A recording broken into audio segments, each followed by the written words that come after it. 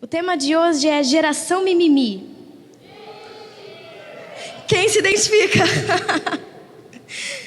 Ai, duvido que ninguém se identifica.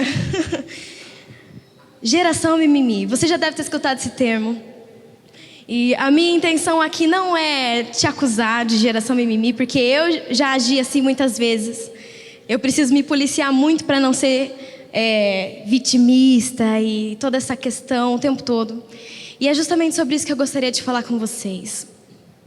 Infelizmente, a gente tem visto muito essa questão hoje, toda essa fragilidade em todos os momentos da nossa vida. Hoje, para vocês terem uma noção, antes de você postar uma coisa na internet, nas redes sociais, eu tenho certeza de que você pensa 15 mil vezes antes.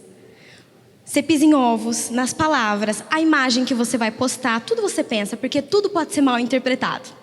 Não é o que você gostaria de dizer, mas é o que eles vão achar que você quis dizer. E eles vão fazer um textão e falar um monte de coisa e te denunciar. E daqui a pouco tem uma ONG lá nos teus comentários te processando porque você fez isso, aquilo, ou acharam que você tinha, falado alguma outra coisa. A galera hoje está tomando as dores de umas coisas que não existem ainda. E a gente tem sofrido um pouco com essas questões. Cara, você está dizendo então que eu não posso ter a minha opinião? Que eu não posso chegar nas redes sociais e falar o que eu acho? Então, depende. Te perguntaram aquelas brincadeiras. A questão é, olha aqui, a questão é, não é sobre a tua opinião. Isso você tem que ter. A tua opinião própria, o que você acha das coisas. E estudar, e saber, isso você precisa fazer. Agora a questão é, como você reage diante da opinião alheia? Quando alguém chega para você e diz, não. Quando alguém chega para você e diz, eu não concordo com você, você está errado. Aí é quando, normalmente hoje na nossa geração, a gente anda com uma resistência tão pouca para frustração, que quando você se depara com situações assim, pronto, acabou para você, você se quebrou. Aí você faz show, aí é quando a gente vê crises de histeria e a galera surtando por coisas assim. A gente tem perdido muito tempo. Nós cristãos temos perdido tanto tempo por coisas assim, que daria para você resolver com maturidade, palavra de Deus, e se o Espírito Santo estivesse frutificando o fruto dele em você, você teria atitudes diferentes com certeza. Consegue entender isso?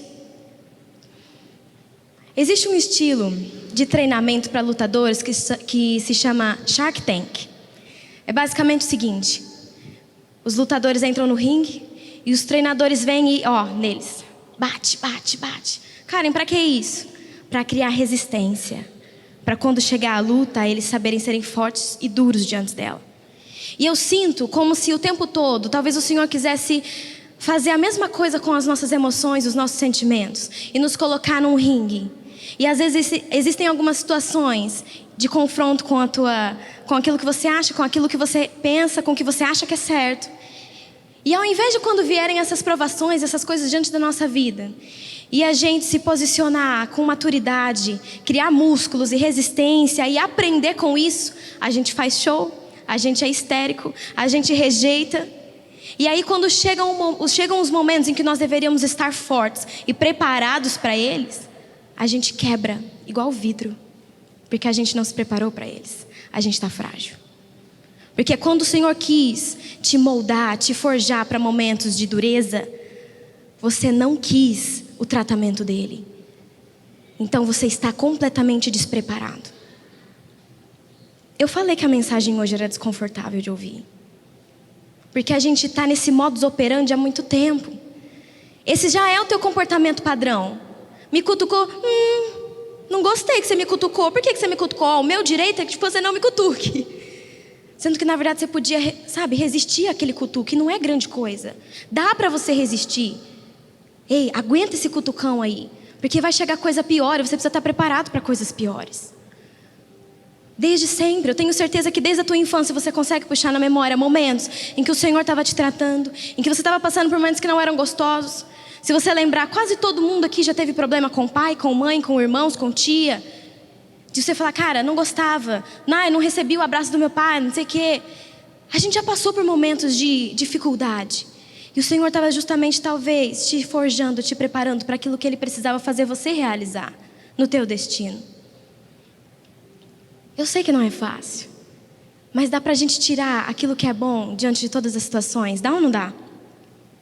A minha preocupação em relação a isso que eu estou falando para vocês é porque normalmente a tua capacidade de reagir bem às batalhas externas, ela tem tudo a ver com a tua capacidade de lutar com a guerra interna.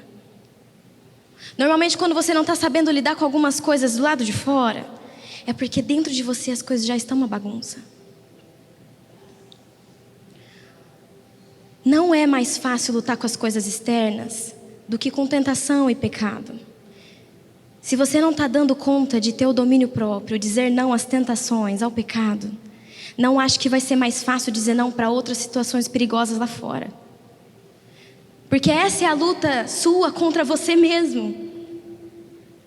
Imagine você ter que lutar contra você mesmo e contra o outro e contra Satanás e o resto.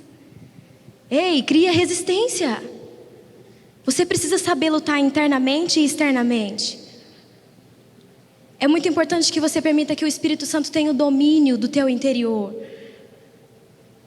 E a carne precisa estar sujeita ao Espírito. Mas o que a gente vê normalmente por aí é que em discussões alheias e tudo mais que você for enfrentar, às vezes a gente até usa o Espírito Santo como desculpa para dar vazão à carne. Eu sei, respira. Faz assim, ó. Eu sei, não é gostoso. Mas se a gente não escutar um pouco das vezes dessas coisas assim, a gente não fica muito bem preparado para aquilo que o Senhor quer derramar mais na nossa vida. Semana passada nós não falamos sobre respeitar as estações? Pois então, se tem uma coisa que Deus ensinou para mim é que eu nunca vou chegar no próximo nível, na próxima estação, se eu não aprender o que eu preciso aprender nessa. E eu vou continuar apanhando até aprender. Porque o que eu vou enfrentar na próxima estação, na próxima batalha que eu for lutar, é pior do que eu estou enfrentando agora. A vida é assim. E se você não se preparar, se você não tomar a tua postura, se ajeitar aí na cadeira, sabe, levantar a tua espada, o teu escudo, aquilo que o Senhor já te deu pelo Espírito para poder lutar as suas batalhas, se você não fizer isso, não adianta, você vai ser ferido todas as vezes. Se ajeita, postura. Você não é guerreiro? Foi para isso que o Senhor te levantou. É por isso que Ele está te forjando. Porque existem batalhas para você lutar. Acontece que se você não lutar as batalhas de hoje, você não está tão pouco preparado para as de amanhã. Não é? Na escola, na faculdade, se você não vai bem na prova, você faz o quê? Você reprova. Nas situações da vida é a mesma coisa. Se você não aprende a fase que você está vivendo agora, não adianta, você vai reprovar. Uma hora essa matéria vai cair de novo no teu colo e você de novo não vai saber lidar. Você precisa criar fortaleza nos teus ombros. Eu sei que na maior parte das vezes é muito difícil a gente olhar para situações com olhos de águia. Eu gosto muito dessa expressão. Minhas discípulas escutam muito isso de mim. Que às vezes elas chegam para mim no MDA, só chora. E eu que estou de fora, eu estou olhando assim, tá, dá para resolver facilmente assim. Mas normalmente quando a gente se depara com alguma coisa, ao invés da gente pensar, Senhor, me mostra, como é que eu vou passar por isso? Não, a gente já senta no chão do quarto, só comigo, de novo, só acontece desgraça na minha vida. É assim que a gente age. Mimimi, fragilizado, vitimista. Eu sei, não é gostoso alguém te chamar de mimimi, mas nós somos. Agimos assim às vezes. E aí que eu chego para as minhas discípulas e falo, tá, e aí? Olhos de águia. Eleva a tua altitude, olha para baixo, o que você está vendo? Isso. O que dá para você fazer com isso? Quais são as armas que você tem em mãos agora para resolver essa situação? Como é que você vai passar por isso? Não adianta você ficar chorando. Como é que você vai passar por isso? É assim que você vence suas batalhas. E é preciso entender isso às vezes. Exemplo. Meu pai sempre fala aqui, quando ele está pregando, que o nosso relacionamento nunca foi tão fácil. Isso é porque tanto eu quanto ele somos, né? A gente se bate às vezes. Mas foi muito bom quando eu aprendi a largar meu mimimi e entender as situações. Exemplo, meu pai vem, fala alguma coisa pra mim, briga comigo, tal, fala alto. Meu pai tem mania de bater na mesa, às vezes quando ele tá. E eu assim. Não vou chorar, não vou chorar. Meu orgulho aqui, ó. Não vou chorar. Ou às vezes quando eu falava, vou falar com ele, aí eu entro no quarto já assim, ó. Eu puxo a pálpebra assim para entrar já as lágrimas. Hoje eu não choro. Eu entro, sento na cama. E ele quieto assim, ó. Karen, é o seguinte, Mas eu sei que se eu largar o meu mimimi, eu vou entender exatamente o que ele quer falar comigo. Eu vou entender exatamente por que ele está falando comigo daquele jeito. E em uma dessas situações que ele foi bravo, tal, exasperou a voz. Meu pai é expressivo, né? Aí eu fiquei meio que de bico assim uns 2 dias. Aí eu cheguei na sala dele. Vocês acham que eu não vou no gabinete do pastor? É lógico que eu vou no gabinete do pastor. Teve um dia que eu cheguei lá, eu sentei e falei assim: você não precisava ter falado daquele jeito. E porque quando você falou assim, eu me senti assim. E aí eu achei que você estava falando isso. A gente já cria paranoia, né? Ele falou isso por causa disso, não sei o quê. Eu me senti assim. E aí eu perdi todo o meu tempo pensando na maneira como ele tinha falado e não o que ele tinha falado. E aí foi quando ele falou assim: filha, pelo amor, né? Pelo amor, pô, você sabe que eu falo assim mesmo. Uai, o que eu quis dizer foi isso, isso, isso. Quando eu falar de um jeito mais assim com você, para e pensa, o que será que ele quis dizer com isso? O que será que ele está tentando me tratar? Aí eu comecei a pensar, cara, é verdade, foi por amor, foi por zelo, foi porque ele se preocupava comigo, foi porque tal situação poderia gerar tal coisa, ele se preocupa, tal, tal, tal. Pronto, acabou. Não precisava ter chorado tanto. Então hoje, se acontece alguma situação, ele fala mais exasperado comigo, ah, tá, ele deve estar querendo dizer isso. Tá tudo certo. Eu já mando uma figurinha pra ele, dou risada. Fala, pai, tô rindo, mas é com respeito. Tamo junto, entendi. Pronto. Eu economizei o maior tempo. O clima lá em casa já vai ficar perfeito. Não vai ficar aquele climão. Porque não tem mais mimimi. Entende? Não precisa de bico. Eu preciso entender. Eu preciso passar para a próxima fase. E é isso que eu quero que vocês entendam. A circunstância, às vezes, ela parece ser o fim do mundo. Mas, às vezes, ela é só a cena do filme, não é o filme todo. E deixa eu te cantar a bola. Você não entregou sua vida para Jesus? Fala, entreguei. Ah, então significa que Ele é o diretor desse filme. Deixa Ele fazer o trabalho dele. Deixa Ele dirigir a tua vida. Se Ele está fazendo isso, se está acontecendo isso, você vai dar conta, deixa acontecer. Tenha fé. Exerça a sua fé em Cristo. Escolha rejeitar só o que você vê e comece a se agarrar àquilo que você crê que Ele está fazendo. E tem um pastor Levi Luz, que ele diz o seguinte: a fé te permite acreditar nas suas crenças e duvidar das suas dúvidas. Como assim? Porque muitas vezes você sabe, você acredita nisso, mas às vezes você perde a fé nisso. Pois então, haja em fé e acredite nas tuas crenças. Duvide das suas dúvidas. Será que Deus vai fazer mesmo isso por mim? Cara, duvide disso. Duvide que Deus não faria alguma coisa por você. Você não crê que Ele é o teu Pai? Então Ele vai fazer. Exerça a sua fé. Duvide das suas dúvidas e creia nas suas crenças. Você está entendendo? Respira. Tá tudo bem. Se você abrir a sua Bíblia, em Hebreus 11:1 diz: a fé mostra a realidade daquilo que esperamos e ela nos dá convicção das coisas que nós não vemos. 1 Pedro 1:6-7 diz: portanto, alegrem-se com isso, ainda que agora, por algum tempo, vocês precisem suportar muitas provações. Elas mostrarão que a sua fé é autêntica. Como o fogo prova e purifica o fogo, assim é a sua fé sendo experimentada. E ela é muito mais preciosa que o simples ouro. Entendeu? Você está entendendo mesmo? Não olha para mim assim com essa cara que a gente está no mesmo barco. Entenda algo. Por mais que você não compreenda sempre e fala, Karen, as coisas poderiam ter sido de outra maneira. Sim, elas poderiam ter sido de outra maneira. Mas não vale a pena você se deixar ser derrubado por isso. Só porque você gostaria que tivesse sido de outra maneira. Tadã! Não foi dessa maneira, foi de outra. Saiba lidar com isso. E aí, o que você vai fazer? Não foi do jeito que você queria. E agora? Pois então, o que você vai fazer agora? Deixa eu te contar a história de alguém. Quantos aqui já ouviram falar de Ana, esposa de Eucana, mãe do profeta Samuel? Vocês conhecem essa história? Ela há muito tempo queria ter filhos. E aí quando ela entrou no templo e ela estava lá se derramando, muito provavelmente ela estava falando, só mexendo a boca. E o sacerdote, ele olhou aquilo e achou que ela estava bêbada. Chegou para ela e falou assim: olha a hora que é, ainda é de manhã, você já está bêbada. E isso acontece em 1 Samuel 1, de 9 a 18, se você quiser checar.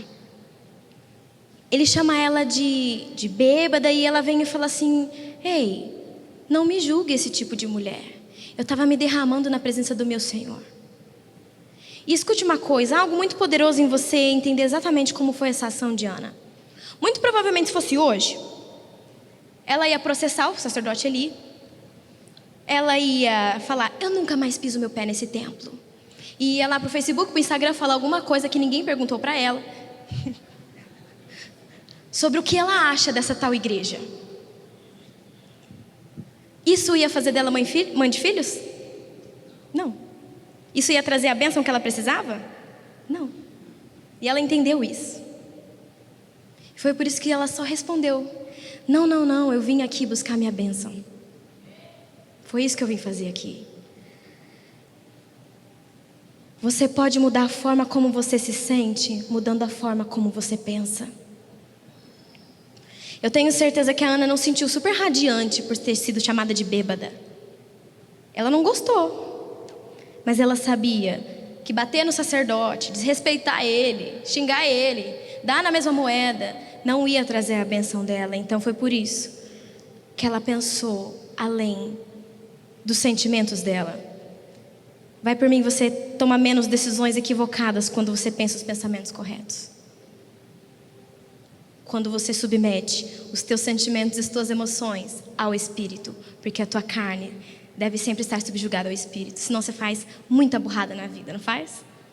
Você fala o que você não gostaria de dizer às vezes. Você machuca as pessoas porque você não pensa bem naquilo que você está falando.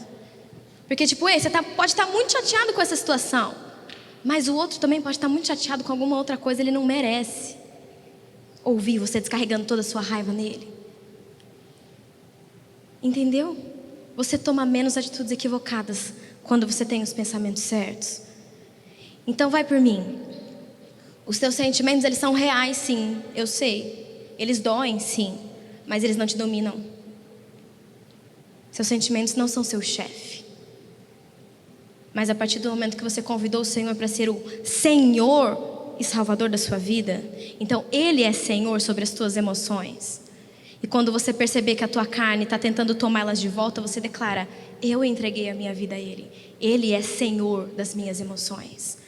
Eu não preciso fazer show. E essa batalha é travada na mente. E eu preciso que você tome hoje a decisão de filtrar os teus pensamentos e escolher uma vida que exala o Espírito. Colossenses 3:1 diz: mantenham os olhos fixos na realidade do alto. Pensem nas coisas do alto. E eu sei, olha aqui pra mim, eu sei que parece muito simples. Cara, essa mensagem é muito simples, eu sei. Mas normalmente as coisas na nossa vida que são fáceis de fazer, elas também são fáceis de não serem feitas. É muito fácil você também não fazer aquilo que você sabe que precisa fazer. É ou não é? Emagrecer é fácil? Dizem que é, mas também não é fácil. Você sabe o que você precisa fazer. Comer comida de verdade, de maneira saudável, fazer exercícios para gastar calorias, tal, é isso. Mas aqui o que a gente faz? Vamos complicar. Não, porque eu ouvi dizer de uma pílula, etc. Talvez eu passe por uma cirurgia. Acho que se eu fizer a dieta da sopa, não sei, a gente vai complicando. Porque aquilo que é fácil, normalmente também é fácil de não ser feito. Se todo mundo sabe como fazer, por que todo mundo não faz? Porque às vezes é difícil de fazer. Economizar a mesma coisa. Você sabe que você não pode gastar mais do que você ganha. E só por saber disso, você economizou muito dinheiro esse ano? Ou não? Não, Karen. O dinheiro que eu tenho aqui é só para acabar o mês mesmo. Então, você sabia que para economizar, você não pode gastar mais do que você tem. Passar 6 vezes no cartão. Mas só porque você sabia disso, não te impediu de fazer. Entendeu? Então, eu sei que é muito simples o que eu estou falando aqui. Mas é porque às vezes você precisa ouvir mesmo assim. Por mais que seja fácil. Por mais que seja simples. Isso precisa da tua decisão. Você precisa decidir começar. Viver fora dessa bolha de mimimi, vitimismo e blindar sua mente. Em Filipenses 4:8 diz: por fim, irmãos, eu quero lhes dizer só mais uma coisa. Concentrem-se em tudo que é verdadeiro, tudo que é nobre, tudo que é correto, tudo que é puro e que é amável, tudo que é admirável. Pensem no que é excelente e digno de louvor. Se não for isso, não pense. Não fique matutando o quanto o teu chefe foi desnecessário com você. Não pense nisso. Isso é bom? Isso é puro? Isso é nobre? É amável? É admirável? Não. Então a Bíblia está falando, então não fica pensando nisso. Ah, porque o meu amigo não precisava ter me tratado daquele jeito. Tá, mas esse pensamento te eleva? Esse pensamento te faz ser parecido com Cristo? Não. Então não fica pensando nisso. Releva. Ah, mas ele não precisava ter apontado o dedo na minha cara. Ok. Mas não precisa ficar nutrindo amargura contra ele. Chega e fala: ô, meu, não precisava ter apontado o dedo na minha cara, né? Foi desnecessário. De boa, sem mimimi, sem ficar dramático, sem parar de falar com ele por 2 semanas. Meu, vamos crescer. Entendeu? A gente perde tanto tempo com as pequenas coisas. E às vezes Deus querendo falar tanta coisa pra você. Você pedindo resposta de tanta coisa na tua vida. Mas você está perdendo tanto tempo. Porque você poderia chegar lá no teu secreto e falar: Deus, eu tenho novos desafios, eu tenho coisas novas para fazer, e tal, e tal, e tal. E Deus, me dá estratégias, me conta coisas que o Senhor não contou ainda para ninguém. Mas a gente gasta todo o nosso tempo em oração. Não queria que estivesse sendo assim na minha vida. Sendo que você poderia estar perguntando para o Senhor: tá, Deus, é assim que está acontecendo, como eu posso passar por isso? Eu não estou dizendo que você não pode chorar na presença, porque é exatamente o lugar onde você deve chorar. Mas normalmente, depois que a gente chora um monte, bate aquele sono. Cansei meus olhos, está ardendo. Eu acho que eu vou descansar um pouco nos braços do Pai. Aí você dorme, você não volta, você não vai escutar o que Ele tem para falar para você, nem nada. Você usou todo o seu tempo de oração só para ficar reclamando. Se Jesus aparecesse aqui, no meio de vocês, sério mesmo, que a primeira coisa que você ia dizer para ele é: por que comigo, Deus? Ou você tem tantas outras coisas mais importantes que você poderia dizer para ele. E você vai gastar saliva, tempo em falar: por que comigo? Por que isso está acontecendo? Não te importa por quê, lá na frente você vai entender. Mas está acontecendo. E aí? O que você vai fazer? Quais são as armas que o Senhor colocou na tua mão? As ferramentas que você pode... A maneira como você pode agir para passar por isso? E aí? É assim que é. A vida é assim mesmo. E aí? O Senhor já não falou que Ele venceu o mundo? Ponto. Vai dar certo. Você vai passar por isso. Colossenses 3:1. Pensamentos fixos lá no alto.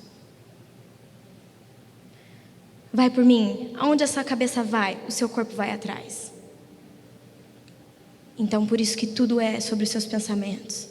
Esse mesmo pastor Levi Lusco diz: colocar os seus pensamentos nas coisas do alto é declarar guerra aos pensamentos de nível baixo.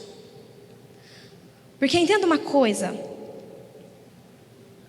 você não vai parar de pensar numa coisa tentando não pensar nela. Porque aí você vai ficar: não vou pensar nisso, não vou pensar nisso, não vou pensar nisso. Sabe como você para de pensar numa coisa? Pensando em outra. Muitas vezes eu combato meus pensamentos assim. Me veio uma flecha. É quando você rebate com um versículo, com um louvor, com uma música, qualquer coisa. Mas você ficar tentando não pensar no quanto você está chateado com o seu amigo, não vai te deixar menos chateado com o teu amigo. Mas você refutar esse pensamento com um versículo que declare amor, sim. Isso sim. Quando você está sentado lá na tua cama, você precisa desligar a luz porque você vai dormir, bate aquela preguiça. A luz apaga com você gritando com ela? Com você desejando que ela se apague? Ela se apaga sozinha?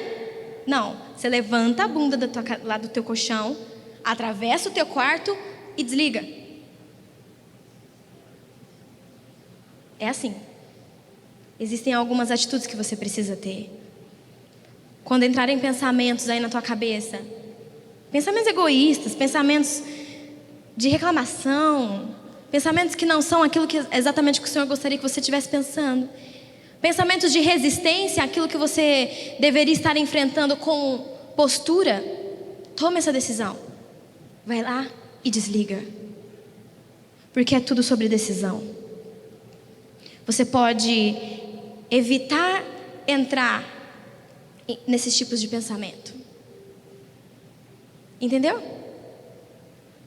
Por exemplo, tem um trem indo para um lugar péssimo, perigoso.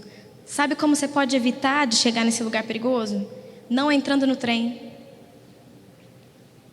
Então você sabe que normalmente os nossos pensamentos levam às nossas ações. Se você já está cansado de ter atitudes que você não deveria ter, com falta de domínio próprio, etc., pois então, evite entrar na onda desses pensamentos. E assim que eles entrarem na sua cabeça, refute-os.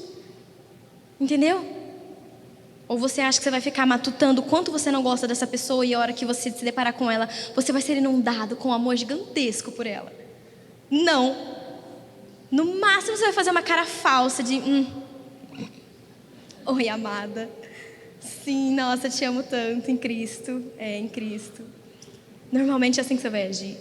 Mas se quando vier um pensamento no teu coração, na tua mente, de como ela te magoou, de como ela foi horrível com você, você fala, não, isso não me incomoda. Eu sei qual é o meu alvo, eu sei onde eu preciso chegar, tá tudo bem. Acho que ela não estava num bom dia. E quando você encontrar ela, você fala assim, e aí, você tá bem hoje? Você melhorou? Exerça teu amor ao próximo. É isso. Você vai ter que começar a lutar com a sua mente. E por isso eu quero te dar 3 ferramentas muito rápidas, que me ajudam muito também a permanecer com os meus pensamentos alinhados com os do Pai. E não me deixar levar apenas com as minhas vontades de fazer coisas que não deve. É o seguinte.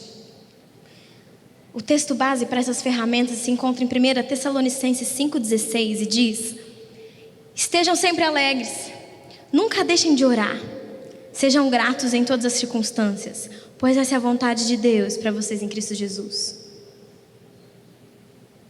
E aí? Primeira coisa, estejam sempre alegres. Vai por mim. Melancolia chama mais melancolia, tristeza chama mais tristeza. Já ouviu aquele texto que fala, abismo chama abismo? É isso aí.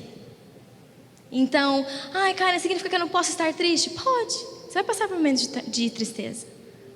Mas não fique lá. Entendeu? Seus sentimentos não são guiados pelo Espírito? Pois então, você vai se sentir triste, vai se sentir com raiva, mas não fique lá. Decida viver 1 Tessalonicenses 5. Eu quero estar sempre alegre.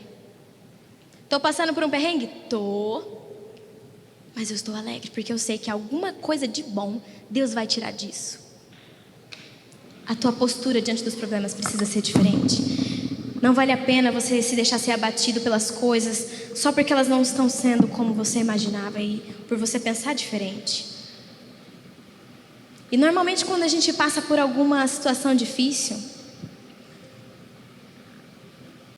lá na frente você vai pensar e falar, cara, bons tempos, porque me ensinou tanto. Eu estava falando com uma moça essa semana e ela falou assim para mim, o ano retrasado foi um perrengue para mim. Foi um dos períodos mais difíceis que eu já passei. Eu tinha que fazer isso e aquilo e tal, mas eu estava tão cheia de Deus, eu confiava tanto nele. Cara, bons tempos. Foi o período mais difícil da minha vida. Bons tempos. Entende? Alguma coisa de bom Deus vai tirar disso. Lá na frente você vai virar e falar, bons tempos. Nossa, aquela vez em que eu estava desempregada, eu não tinha um tostão. Deus me abençoava tanto, era incrível como todas as vezes Ele me sustentava. Bons tempos. Esteja sempre alegre. É fácil? Não.